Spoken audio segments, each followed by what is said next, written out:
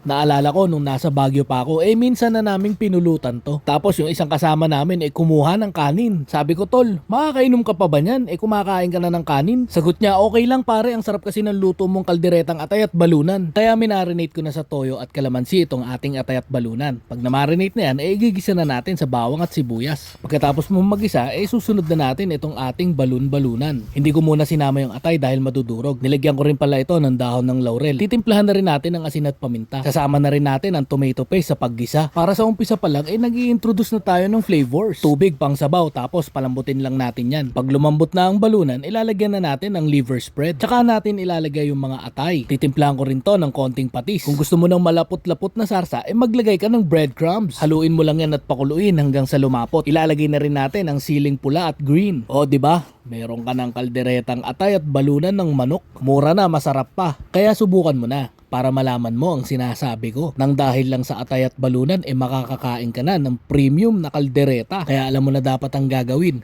Like and share mo tong video na to at i-follow mo ako para lagi kang updated sa happenings ni Otits.